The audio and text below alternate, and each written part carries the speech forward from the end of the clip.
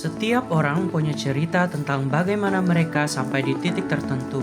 Begitu juga dengan Bapak Desiderius Patiwa, seorang politisi yang telah mengabdikan dirinya untuk masyarakat Kota Kupang. Perjalanan hidupnya penuh perjuangan, strategi, dan pengorbanan.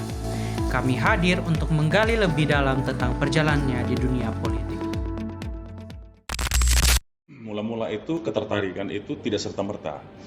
Jadi ada peluang, ada ruang untuk masuk dalam dunia politik, kemudian mempunyai relasi yang kuat, baik terhadap lingkungan maupun orang-orang lain.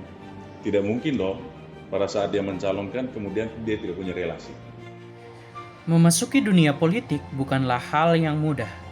Selain memahami prinsip dan ideologi partai, seorang politisi harus mampu beradaptasi dengan lingkungan dan membangun kepercayaan masyarakat. Setiap hari itu kita mengkampanyekan diri kita sendiri. Nah, caranya bagaimana supaya kita dipercaya oleh masyarakat adalah hal-hal yang kita sampaikan kepada masyarakat, menyangkut kebutuhan-kebutuhan masyarakat yang meminta pertolongan atau bantuan kita. Tidak semua kita layani, tapi minimal sebagian dari setengah itu kita layani.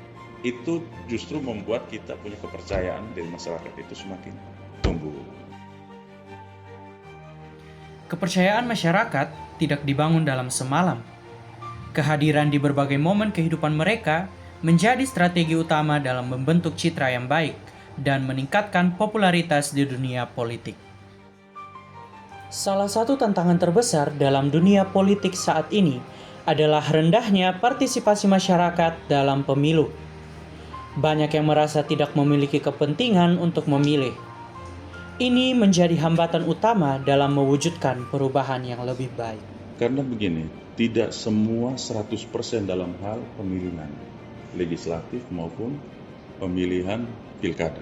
Tidak semua 100 yang terdaftar di situ 100 ya atau 250. Yang datang coblos ini cuma 100. Ini kan rendah partisipasi masyarakat. Nah, kenapa?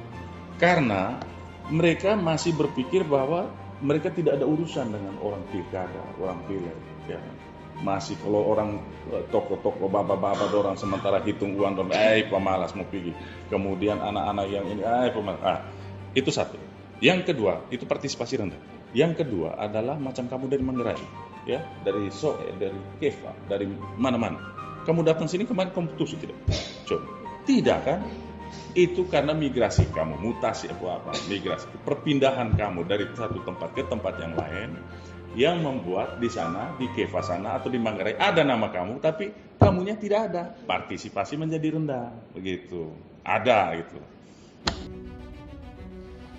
Kurangnya kesadaran politik masyarakat menjadi tantangan besar bagi para politisi. Oleh karena itu, sosialisasi yang intens dan penggunaan media menjadi solusi dalam meningkatkan partisipasi pemilih.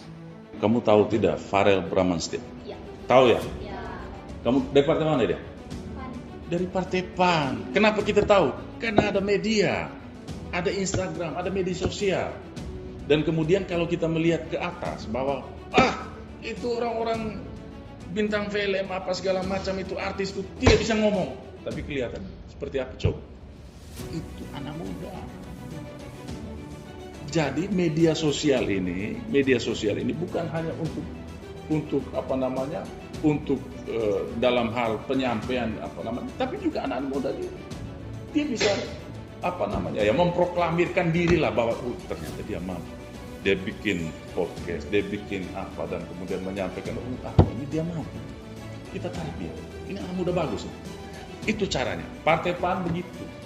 Partai PAN punya Instagram sendiri. Partai PAN punya media-media mainstream sendiri.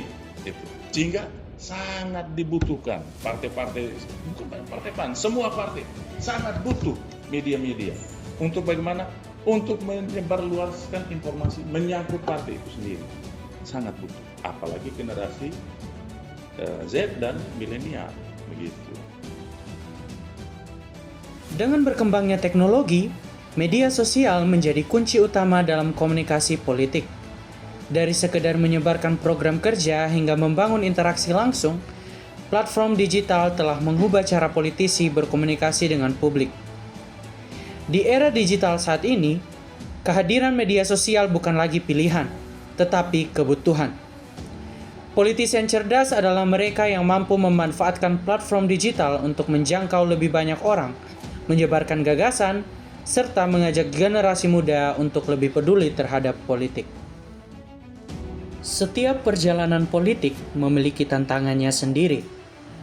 Namun, semangat dan ketulusan dalam mengabdi kepada masyarakat adalah kunci utama dalam membangun kepercayaan dan mencapai perubahan.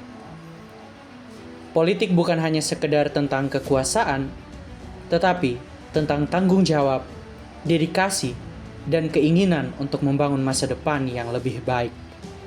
Komitmen dan kerja keras seorang pemimpin diuji bukan hanya dalam kampanye, tetapi dalam setiap langkah setelah ia terpilih.